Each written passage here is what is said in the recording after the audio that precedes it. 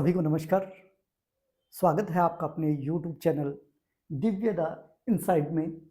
आज हम पढ़ेंगे पाठ्यचर्या भाषा यानी लैंग्वेज अक्रॉस द करिकुलम में हमारा टॉपिक रहेगा एलिमेंट्स ऑफ कम्युनिकेशन यानी संप्रेषण के तत्व।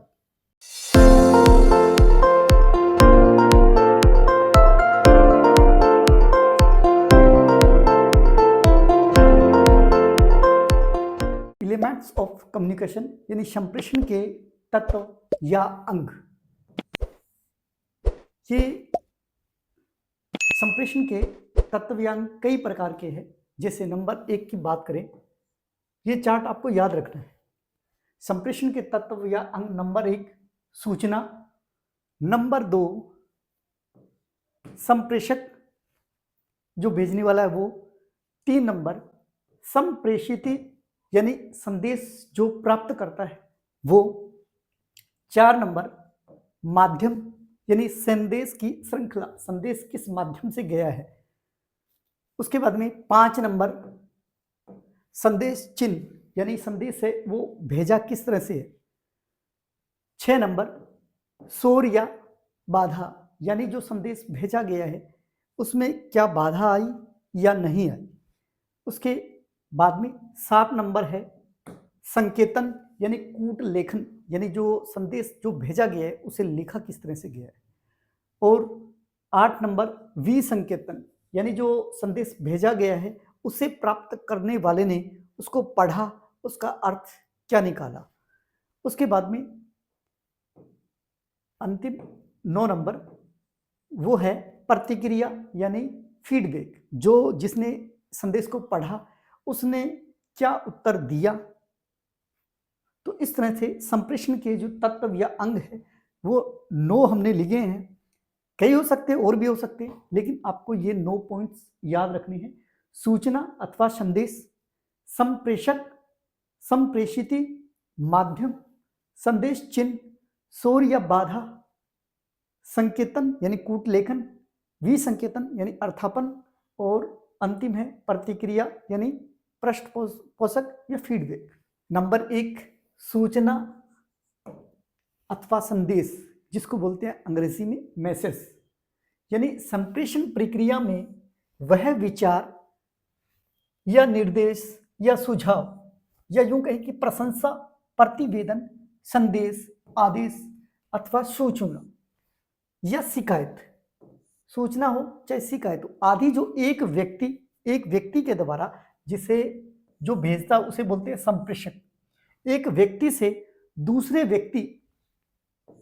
व्यक्ति यानी जिसको पहुंचाना है उसको बोलते हैं ग्राहक संप्रेषक तक पहुंचाया जाता है। यानी एक व्यक्ति जो सूचना पहुंचा रहा है, जो दे रहा है, वो तो हो गया संप्रेषक, और जिसको सूचना प्राप्त हो रही है वो है ग्राहक संप्रेषक तक पहुंचाया जाता है। संप्रेषण द्वारा संदेश शाब्दिक भी हो सकता है अथवा अशाब्दिक भी हो सकता है। ये दोनों रूपों में हो सकता है संदेश, जिसमें शब्द आकृतियां भी हो सकती है। यानी माध्यम देखो, शब्द की आकृतियों के माध्यम से भी हो सकता है। भाव भंगिमाएं, जिसे हम किसी को इमोजी भेजते हैं तो वो भाव भंगिमाएं भी भेज सकते हैं। अंग संचालन या हाव भाव आदि सम्मिलित होते हैं। तो ये होगी सूचना, यानी संचार या संप्रेषण के जो मुख्य तत्व है उसमें से पहला हो गया सूचना अथवा संदेश। दूसरी जो पॉइंट है वो है संप्रेषक। संप्रेषक यानी उसको बोलते हैं सोर्स, उसी को बोलते हैं सेंडर यानी भेजने वाले को, जो संदेश भेज रहा है उसे सोर्स भी कह सकते हैं, सेंडर भी कहते हैं, कम्युनिकेटर भी कहते हैं, इसे हिंदी में संप्रेषक भी कहते हैं। तो देखिए, जो व्यक्ति सूचना या संदेश किसी अन्य व्यक्ति को देता है उसे बोला जाता है संप्रेषक, उसे बोला जाता है संदेश वाहक, उसे बोला जाता है सोर्स, उसे बोला जाता है सेंडर, उसे बोला जाता है कम्युनिकेटर। जैसे शिक्षक है वो कक्षा में पढ़ाता है तो शिक्षक क्या हुआ, सेंडर हुआ। शिक्षक क्या हुआ, संप्रेषक हुआ। तब वह एक संप्रेषक के रूप में कार्य करता है। उम्मीद है समझ में आया होगा। संप्रेषक यानी संदेश भेजने वाला। उसके बाद में 3 नंबर पे बात करें, संप्रेषित यानी संदेश प्राप्त करता। यानी ग्राहक संप्रेषक, जिसे बोला जाता है रिसीवर। रिसीवर का नाम लेते ही आपको उम्मीद है टीवी का जो रिसीवर होता है आपको वो लगा होगा। वो भी एक ही बात है, वो भी संदेश क्या प्राप्त करता है, हमें टीवी पर या एलईडी कह सकते हैं उस पर शो करता है। तो रिसीवर है ना, वो क्या करता है, कोई संदेश को ग्रहण करता है, उस संदेश को आगे पहुंचाता है। तो देखिए रिसीवर होता है वो चीज को लेता है यानी संदेश को प्राप्त करता है। देखिए एक व्यक्ति जिसे सूचना प्राप्त होती है उसे सूचना प्राप्तकर्ता कहा जाता है। संदेश सुनकर या देखकर, पढ़कर, अन्य इंद्रियों द्वारा ग्रहण किया जाता है। इस प्रकार श्रोता सुनने वाला, या विद्यार्थी जो पढ़ता है, या पाठक जो किसी बुक्स को पढ़ता है, तो वो क्या होते हैं, ग्राहक संप्रेषक। यानी एक तो संप्रेषक जो सूचना देता है और जो सूचना प्राप्त करता है उसे बोला जाता है ग्राहक संप्रेषक, उसे बोला जाता है संदेश प्राप्तकर्ता, उसे बोला जाता है संप्रेषिती। ध्यान रखना, संप्रेषक सूचना देने वाला है, संप्रेषिती सूचना प्राप्त करता है। और इन दोनों के बिना, इसके अभाव में संप्रेषण प्रक्रिया अधूरी रह जाती है। अगर कोई संप्रेषण जिसको देना है यानी सूचना जिसको देनी, आगे कुछ हो ही ना, तो संप्रेषण क्या है, अधूरा रह जाता है। उसके बाद में है माध्यम, यानी संदेश है वो किस माध्यम से गया है। देखिए माध्यम कह सकते हैं या संदेश श्रृंखला कह सकते हैं, यानी मीडियम क्या है, चैनल क्या है। तो देखिए वह मार्ग या माध्यम जिसके द्वारा संदेश एक व्यक्ति या विभाग से विभिन्न व्यक्तियों या विभाग को प्रेषित किया जाता है। यानी एक व्यक्ति हो सकता है या एक विभाग हो सकता है, वो अन्य विभागों को जो प्रेषित करता है।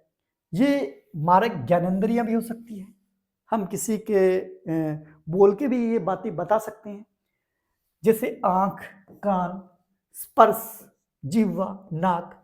ये सामान्यतः इन चीजों को बताने के काम आती है। सामान्यतः संप्रेषण को पहुंचाने के लिए हम मौखिक मेन है, हम मौखिक बात या हम लिखित, सांकेतिक या दृश्य माध्यमों को अपनाया जा सकता है इसके द्वारा।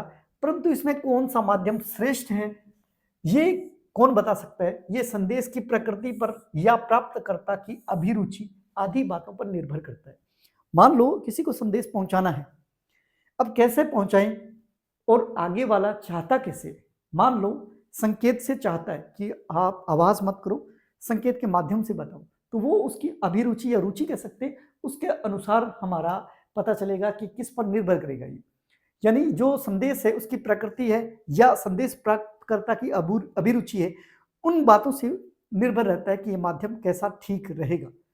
प्रभावी संप्रेषण के लिए संदेश वाहक माध्यम की आधुनिक जो तकनीक है उसका प्रयोग किया जाना चाहिए। मान लेते हैं कि पहले किसी को संदेश भेजना होता था तो चिट्ठियों या पत्रों के माध्यम से भेजा जाता है। आज हम अगर बात करें कहीं दूर किसी को संदेश भेजना है तो हम मोबाइल से बात कर लेते हैं, तो ये हमारा मौखिक हो गया, और पत्र के माध्यम से हम सूचना भेजें तो ये लिखित हो गया। तो आज जो है आधुनिक तकनीक का उपयोग करें तो वो उचित रहता है। इसके बाद में संदेश चिन्ह यानी सिंबल, ये सांकेतिक चिन्ह अथवा शब्द जिन्हें संदेश प्रेषक के द्वारा प्रयोग किया जाता है संदेश संकेत चिन्ह कहलाता है।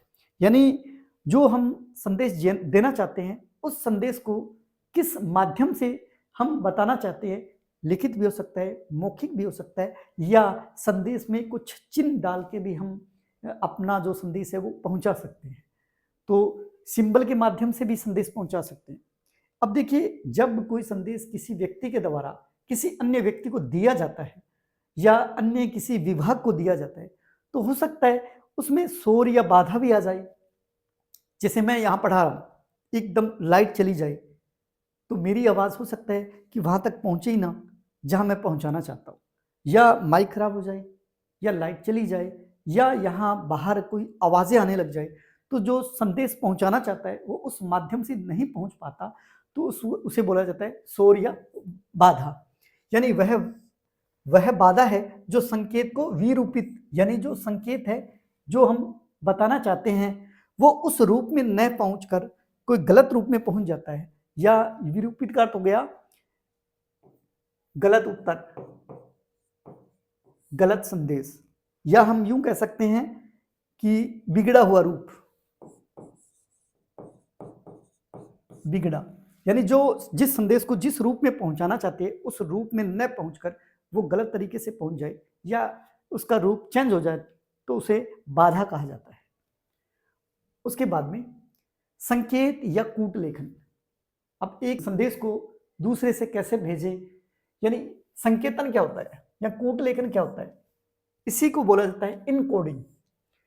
यह वह प्रक्रिया है जिसमें प्रेषक संदेश के विचार या भावनाएं व्यक्त करने हेतु संकेतों को प्रयुक्त करता है संप्रेषक द्वारा।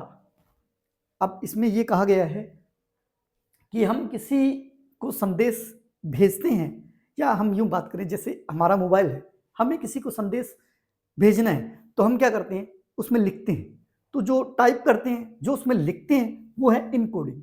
वही क्या है, संकेत है। उसमें देखो कोई ना कोई सिंबल डालेंगे, चाहे हिंदी में हम अपनी बात ही लिख रहे हैं, लेकिन हिंदी का लिखने का तरीका वो लिपि है, तो वो भी क्या है, एक संकेत है। तो हर लिपि के अलग अलग संकेत होते हैं, तो उसको संकेत ही बोला जाता है। हाँ, इसके अलावा हम इमोजी भी भेज सकते हैं। तो ये संकेतन या कूट लेखन क्या होता है, इनकोडिंग करना, लिखना। मोबाइल के अंदर लिख रहे हैं, टाइप करके कंप्यूटर पे लिख रहे हैं, तो लिखना क्या है, इनकोडिंग है। यह वह प्रक्रिया जिसमें प्रेषक या संदेश के विचार अथवा भावना व्यक्त करने हेतु संकेतों को प्रयुक्त करता है, यानी लिखता है, वो क्या है, इनकोडिंग है। उसके बाद में है विसंकेतन या अर्थापन, इसे बोला जाता है डिकोडिंग। ध्यान रखना, कई बार ऐसे भी पूछा जाता है इनकोडिंग किसे कहा जाता है, डिकोडिंग किसे कहा जाता है। तो इनकोडिंग का अर्थ हुआ किसी भी विचार या संदेश को लिखना, और डिकोडिंग का अर्थ है उसको पढ़ना, उसको पढ़ना। देखिए, कूट शब्दों को पढ़ना, यह वह प्रक्रिया है जिसके द्वारा संदेश ग्राहक श्रोता द्वारा, ग्राहक श्रोता यानी उसको बोला जाता है जो प्राप्त करता है, संदेश को प्राप्त करता है। तो ग्राहक श्रोता द्वारा संप्रेषित संकेतों का अर्थ निकाल कर संदेश ग्रहण करता है, संदेश ग्राहक द्वारा।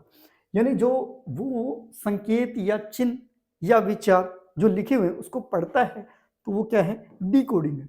उसका अर्थ निकालता है, अर्थापन है, यानी पढ़ना ही हो गया। इसके बाद विसंकेतन यानी डिकोडिंग। तो आपको इनकोडिंग और डिकोडिंग का अंतर भी आना चाहिए। इसके बाद में प्रतिक्रिया, पृष्ठपोषक या प्रतिपुष्टि, यानी जिस संदेश को हमने प्राप्त किया है, क्या उस संदेश को हमने जहां तक पहुंचाना था वहां तक सही तरीके से पहुंचा है। अब ये कैसे पता चलेगा, ये तब पता चलेगा जब सामने वाला व्यक्ति हमें उसका रिप्लाई करेगा। और रिप्लाई करना ही क्या है, प्रतिक्रिया है। उत्तर देना ही क्या है, पृष्ठपोषक है। उसके विचार हमें बताए कि हाँ आपने कहा, मैंने सुन लिया, आपने ये कहा, इसका उत्तर ये दिया, तो ये उत्तर देना क्या है, प्रतिपुष्टि है। इसे क्या बोला जाता है, रेस्पॉन्स बोला जाता है। हमने किसी से कुछ प्रश्न किए, उसका उत्तर आया, रेस्पॉन्स, या उसने उसके बारे में विचार दिए, फीडबैक। यानी एक ही बात है, प्रतिक्रिया देना, पृष्ठपोषक या प्रतिपुष्टि, या इसी बोला जाता है रेस्पॉन्स या फीडबैक। यह संदेश के ग्राहक यानी रिसीवर द्वारा संदेश प्रेषक यानी जो भेजने वाला है उसके द्वारा मैसेज सेंडर यानी मैसेज जो भेज रहा है को भेजा गया प्रत्युत्तर या प्रतिक्रिया है। यानी जो रिसीवर है, जो रिसीवर किसको बोला जाता है, जिसने संदेश को प्राप्त किया, उसके द्वारा जो संदेश प्राप्त हुआ है, उसको प्राप्त हुआ है, वो संदेश का अर्थ भेज रहा है कि हाँ मेरे पास, मुझे पता चल गया, मुझे मान लो किसी ने भेजा आप कब आ रहे हो, ये तो है सेंडर। और जिसके पास पहुंचा वो है रिसीवर, उसने कहा हाँ मैं कल आ रहा हूँ, वो उत्तर दिया है। तो ये क्या है, उत्तर देना क्या है, फीडबैक है। तो प्रत्युत्तर या प्रतिक्रिया है, वो क्या है, फीडबैक है। वो क्या है, प्रतिक्रिया है। वो क्या है, प्रतिपुष्टि है। वो क्या है, रेस्पॉन्स है। वो क्या है, फीडबैक है। तो प्रतिक्रिया संप्रेषण प्रक्रिया का सबसे महत्वपूर्ण अंग है, क्योंकि इसके बगैर जो हमने सूचना दी उसका पता ही नहीं चलता वो सही थी या गलत थी, या जिसको देना चाहते थे सूचना वो पहुंची या नहीं पहुंची, इसका कब पता चलेगा, जब वहां से हमारे पास उत्तर आएगा, जब वहां से हमारे पास प्रतिक्रिया आएगी। तो देखिए सबसे महत्वपूर्ण अंग है ये, क्योंकि यदि संदेश प्राप्तकर्ता निर्देशानुसार कार्य न करे तो संप्रेषण प्रभावहीन समझा जाएगा। यानी वहां से कोई उत्तर ना आए, फीडबैक ना आए, रेस्पॉन्स ना आए, तो हमारा जो संदेश देने का जो तरीका है शायद वो गलत हो जाए। प्राप्तकर्ता संदेश के संबंध में प्रश्न पूछता, स्पष्टीकरण चाहना, संदेश की वांछित प्रतिक्रिया देना ही संदेश की प्रतिपुष्टि है, यानी फीडबैक। यानी अगर वो फीडबैक देगा तो ही पता चलेगा कि हमारे पास जो संदेश आया है वो सही है या नहीं है। हमने पढ़ा संप्रेषण के तत्व यानी एलिमेंट्स ऑफ कम्युनिकेशन। अब इसको आपको अच्छी तरह से याद हो गया होगा कि संप्रेषण के तत्व या अंग है वो कौन कौन से? सूचना अथवा संदेश यानी मैसेज, संप्रेषक यानी सेंडर, ये तो क्या था? मैसेज था। और ये क्या था? सेंडर यानी जो मैसेज को भेज रहा है। उसके बाद में हमने पढ़ा संप्रेषिती संदेश प्राप्त करता, यानी इसको क्या बोला जाता था? रिसीवर। उसके बाद में संदेश का जो तरीका था, माध्यम क्या था? सिंबल हो सकता है ना? मीडियम क्या था? ये हो गया। उसके बाद में संदेश चिन्ह यानी सिंबल, हमने क्या भेजे थे। अब ये भेजने में हमारे साथ में शोर या बाधा भी हो सकती है, किसी कारण से हो सकती है। जरूरी नहीं है कि जो हम आपस में बात कर रहे हैं उसके अलावा परे भी हो सकती है बाधा, जैसे लाइट चली जाए, ऐसी बाधाएं भी आ सकती है। संकेतन यानी कूट लेखन, कूट लेखन को क्या बोलते हैं? इनकोडिंग। कूट लेखन को बोलते हैं इनकोडिंग। इनकोडिंग यानी लिखना। विसंकेतन अर्थापन किसे बोलते हैं? डिकोडिंग। डिकोडिंग जो संदेश प्राप्त, ये संकेतन यानी कूट लेखन, संदेश को लिखना, और ये है पढ़ना। प्रतिक्रिया नहीं, पृष्ठपोषक यानी फीडबैक, जो हमारे पास संदेश पहुंचा है उसका हम जवाब दे रहे हैं या नहीं, वो हो गया फीडबैक। इस तरह से संप्रेषण के अंग या तत्व हमने पढ़ा। उम्मीद करता हूं आपको अच्छी तरह से समझ में आया होगा। आज के लिए इतना ही। स्वस्थ रहे, मस्त रहे। जय हिंद, जय भारत।